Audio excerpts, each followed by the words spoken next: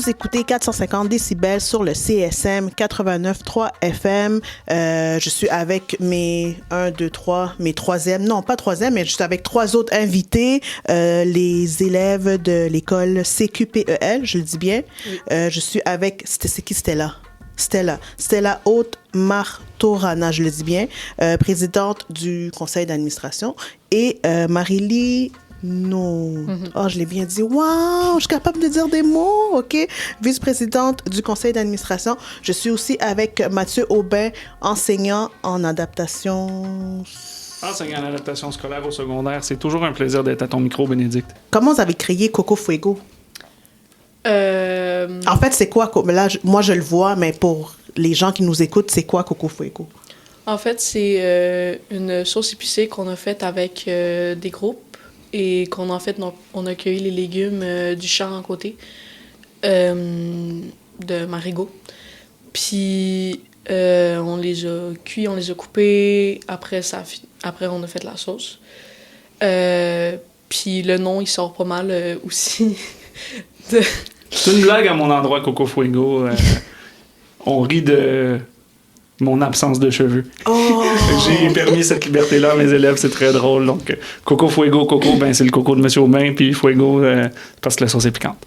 Puis, le branding, comment vous avez eu l'idée du projet? Est-ce que c'était par rapport au fait, comme tu disais, c'était par rapport aux légumes? Est-ce que c'est une idée qui vous a pop-up au cerveau? Comment c'était quoi le processus? En gros, c'est les étudiants de finissants. Ils ont l'idée quand eux étaient en première, leur première année. Et dans le fond, c'est ça, c'est que on avait déjà fait la planification du jardin avec le Marigot agricole. Mm-hmm. Puis, ça, c'était la première été qu'ils ont eu en 2024. Puis là, on a un élève de la cohorte des finissants maintenant qui est en première année. Il dit, mais ça aurait été le fun qu'on cultive des piments pour faire une sauce.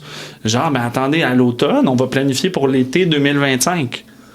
Donc, là, on a eu l'idée d'avoir une demi-planche de piment qui est à peu près 100 pieds de piment en agriculture urbaine à Laval, à 200 mètres de l'école, avec notre partenaire de toujours, le Marigot, le centre d'entraide du Marigot. Puis là, ben justement, on a récolté cet été avec la halle jardinière de CQPEL, puis avec les élèves à la rentrée. Il y a des groupes que j'ai amenés cueillir. Peut-être pas votre groupe, mais d'autres groupes.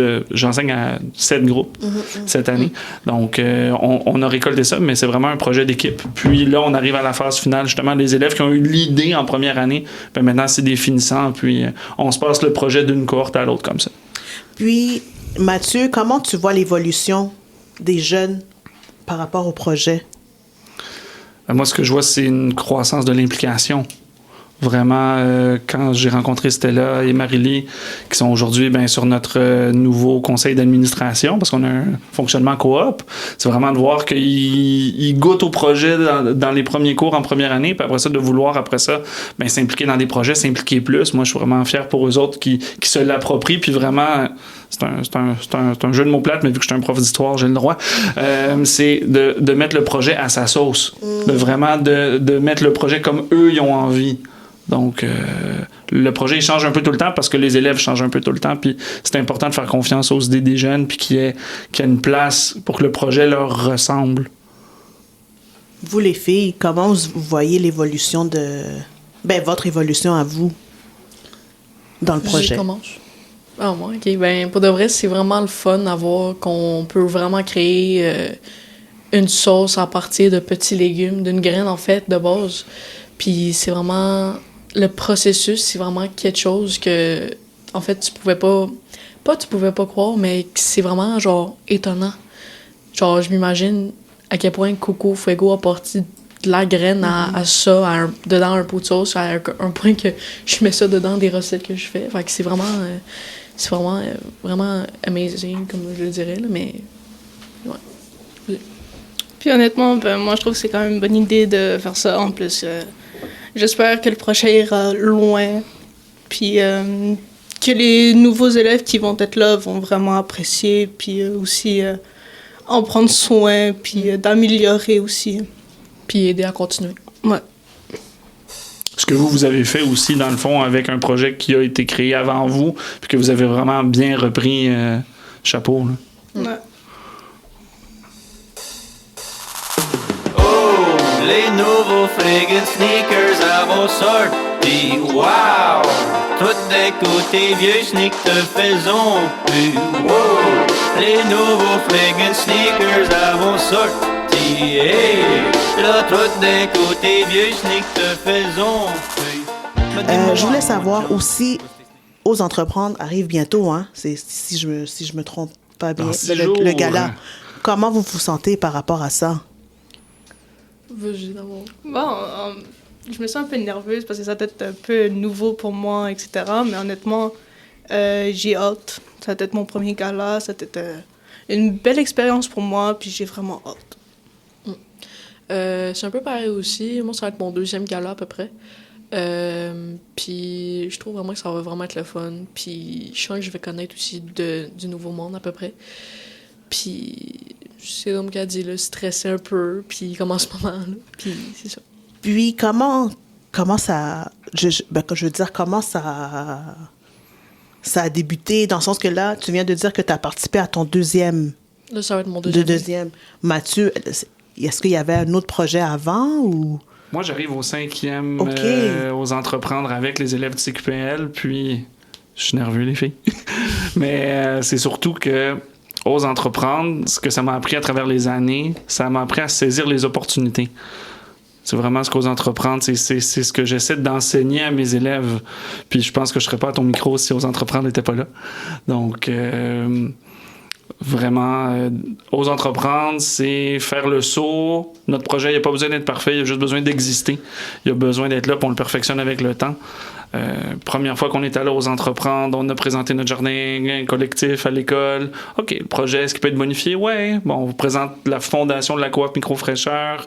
Là, après ça, on a passé dans l'incubateur du pôle régional d'économie sociale, puis on a représenté la coop avec les modifications qu'on avait fait. Puis là, vraiment, un premier prix au régional. Ça ne nous a pas empêché de vouloir retourner à Ose entreprendre avec Coco Fuego, qui est, oui, la sauce, mais qui est aussi toute comment je pourrais dire, c'est tout le projet en transformation alimentaire qu'on a implanté dans notre milieu scolaire. Puis, je tiens à saluer les élèves aussi qui vont nous accompagner de la boulangerie Mamie du centre de qualification. Il y a 2 projets du centre de qualification professionnel et d'entrepreneuriat de Laval. L'entrepreneuriat, ça fait partie de l'ADN de l'école. Donc, moi, c'est pour ça que je porte ça avec les élèves, de faire vivre des expériences en entrepreneuriat pour vraiment oser bonifier son projet, même si on pense qu'il est bien. Il y a toujours de la place à... écouter les idées des élèves, puis amener ça aux entreprendre. C'est un beau point ce que tu dis, Mathieu, parce que moi, je l'ai fait aux entreprendre en 2024. J'ai gagné pour mon projet. Puis nous, on l'a organisé. C'est vrai, on était là. Oui. Oui. C'est Guy qui avait organisé aux entreprendre l'année passée. Puis le point que tu as nommé puis qui est super important, c'est que ça s'appelle Ose entreprendre. C'est parce que ça met en plan les entrepreneurs qui veulent oser. Donc, on ne vise pas la perfection, on ne vise pas que tout soit parfait, mais juste le fait que vous croyez assez en votre projet, en votre sauce ou en votre projet pour dire « Hey, je vais soumissionner, je vais postuler, puis je vais y aller ». C'est ça qui est honorable, puis chapeau. Chapeau d'avoir fait parce que ça prend plus de courage de se lancer quand on n'est pas sûr que quand on est sûr, puis ça, c'est tout à votre honneur. Ah, puis quand on est sûr, des fois, le projet, il est trop tard, puis il y a des gens qui sont moins sûrs que toi qui vont y aller, donc allez-y, on va entreprendre. Mais là, ce que je comprends bien, c'est que Coco Fuego, c'est une entreprise. Quand même, ça touche dans l'économie sociale. Tout à fait, puis c'est vraiment... On a une approche à la coop d'économie circulaire. On fait des jardins, puis on aide les écoles à avoir des jardins, mais nous, on voulait amener à l'étape un peu plus loin où on peut récolter et transformer à même l'école ce qu'on fait, que ce soit des endroits où il y a des cuisines, de la transformation alimentaire. On veut revaloriser les produits de proximité. Ça met de l'avant-plan l'agriculture urbaine ultra locale. Donc, on est à moins d'1 kilomètre du lieu de récolte pour la transformation. Donc, c'est vraiment c'est ça, Coco Fuego. Oui, c'est la sauce, mais c'est tout le partenariat qu'il y a derrière avec, je donne l'exemple de Ferme Jeunes au Travail, qui est à Saint-François, qui, eux, font les semis en en respectant les barèmes biologiques, avec la certification Écocert, qui après ça amène ça dans le champ du marigot, qui après ça, le marigot prend soin de ça tout l'été, puis nous, on peut cueillir et transformer. Donc, il n'y a pas juste un partenaire qui fait Coco Fuego, il y a une multitude de partenaires qui nous permettent de rendre ça possible. Puis je pense que c'est ça, aux entreprendre, c'est rapprocher la communauté entrepreneuriale en économie sociale. Les filles, vous m'avez dit au début de l'émission que vous faites partie d'un conseil d'administration. Moi, je vous lève mon chapeau parce que à votre âge, c'est vraiment super cool de pouvoir prendre beaucoup d'initiatives. Puis comme vous, moi, je fais partie d'un conseil d'administration. Puis des fois, je trouve ça difficile. Puis on apprend vite. Puis il y a tout le beau là. Vous, comment vous sentez par rapport à ça? Pour de vrai, je pense, c'est plus de responsabilité que ça met de un, mais de deux, c'est vraiment le fun parce qu'en plus, les idées que tu peux développer avec des gens, puis les choses qui peuvent en sortir après, comme en ce moment, je fais aussi, avec 2 mesures des jeunes, je suis dans des comités administratifs, puis dedans, un comité environnement aussi. Puis pour de vrai, les idées qui sortent de tout ça, puis c'est vraiment beau des fois, à des moments, genre, on parlait de la dernière fois dans mon comité environnement, puis on parlait de la récolte. On parlait de ramasser les déchets et tout, parce qu'il y a des places que c'est pas beau, puis tout. Puis dans le comité administratif aussi, comment régler que les jeunes arrêtent d'être méchants que les autres, puis tout. Puis c'est vraiment faux, comment en ce moment, celui-là qu'on a en ce moment, c'est vraiment beau, comme qu'est-ce qu'on fait, puis on sait que ça va aller plus loin que pareil, puis c'est ça. On vient d'avoir l'Assemblée générale annuelle aussi, donc Stella vient d'entrer en fonction comme présidente du conseil d'administration. Puis aussi, on a eu un CA à la coop qui a été là vraiment coûte que coûte pendant 3 ans. Donc là, ce qu'il y a de bien cette année, c'est que Stella, ça amène du renouveau. Marie-Lou aussi, on a un CA qui est complètement revampé, qui est avec tous des nouveaux visages. Puis cette année, c'est que vraiment, on se passe la balle entre... Il y a un peu de finissants sur le conseil d'administration. Il y a des élèves dans la 2e année comme Marie-Lou et Stella que j'ai hâte de revoir l'année prochaine. Puis il y a des élèves de première année aussi, donc on n'aura pas un CA à refaire à tout. C'était vraiment une grosse année de transition cette année, puis je suis vraiment fier de mes élèves qui reprennent le flambeau. C'est pour vrai, chapeau les filles de prendre... toutes ces belles responsabilités à votre âge, là, c'est vraiment cool. À chaque émission, moi, j'aime ça demander à mes invités qui m'inspirent aussi, s'ils avaient des conseils à donner, qu'est-ce qu'ils donneraient. Habituellement, c'est ça, on n'a pas des jeunes, ben oui, on a des jeunes, mais là, maintenant, présentement, on a des jeunes qui sont en studio avec nous. Paulandre, quel conseil que tu pourrais donner aux filles, justement, pour qu'ils continuent, qu'ils poussent encore plus? C'est un conseil que j'applique encore dans ma vie. Là. C'est beaucoup plus facile à dire qu'à faire, mais c'est... Même si vous n'êtes pas sûr à 100%, allez-y quand même. Il n'y a rien de parfait dans la vie. Là, puis à vouloir atteindre l'excellence, on finit par désespérer, littéralement. Mais avec l'entrepreneuriat, ce qui est beau, c'est que tu apprends littéralement à chaque jour, puis que ton produit, il n'est jamais fini, ton idée, elle n'est jamais terminée. Puis ça, la beauté des choses, c'est que tu as toujours manière de pouvoir te développer, d'innover, de changer, etc. Donc, ne laissez pas la peur vous bloquer. Même si c'est pas parfait, même si sur papier, il manque des bouts. Moi, là, je peux vous dire, quand je suis allée faire mon concours à Ose Entreprendre, là, il manquait la moitié de ma présentation. Là. J'avais tout perdu, mon document. Sauvegardez vos trucs quand vous écrivez sur votre ordinateur. Mais je suis arrivée... Mon plan d'affaires n'était pas terminé. Il manquait toute ma 2e partie du plan financier. Écoute, au début, je voulais plus y aller. J'étais comme, c'est fini, c'est pas parfait. Mais je suis allée pareil. Je me suis dit, tu sais quoi, je vais oser. Puis finalement, j'ai gagné. Donc, je dis pas ça va être comme ça à chaque fois. OK, préparez-vous comme il faut. Mais ne vous laissez pas submerger par la peur, par la crainte ou par l'imperfection. Ça n'arrivera jamais. Puis la beauté dans l'entrepreneuriat, c'est de pouvoir accomplir des belles choses de manière imparfaite. Moi, j'ai une question pour mes 2 invités. Ben, j'en ai mes 2 jeunes invités. Est-ce que vous pensez que vous aurez pu être capable de faire tout ça sans l'accompagnement de vos enseignants, dont Mathieu? Pour de vrai, oui. Si quelqu'un aurait passé le sujet, je suis sûre qu'on aurait trouvé la motivation à quelque part de juste y aller one shot, puis d'y aller, mais aussi il y a un petit bout aussi de Mathieu avec là-dedans, fait que Moi, je veux dire, si j'aurais jamais connu Mathieu, de un, je serais même pas ici. J'ai jamais entendu avant parler de tout ça avant, donc moi, en perso, non, si j'aurais jamais connu Mathieu. Puis honnêtement, ça me ouvre les portes, ça m'amène à des nouvelles choses que j'ai jamais connues avant. Puis honnêtement, j'aime ça. Puis je regrette rien, honnêtement. Ça n'aurait pas pu être appelé Coco parce que vous l'auriez Exact.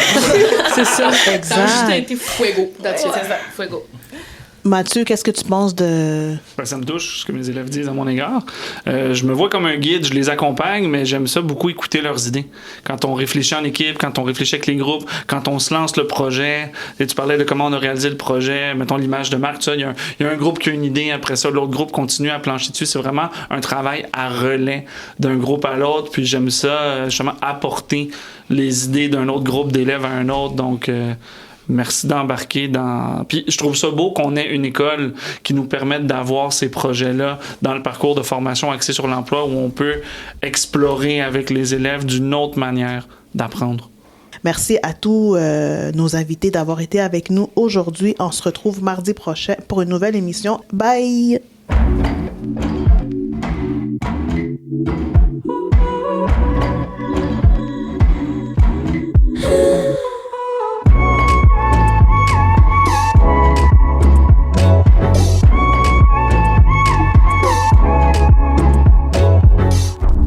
La lumière se dépose sur ta robe presque lente.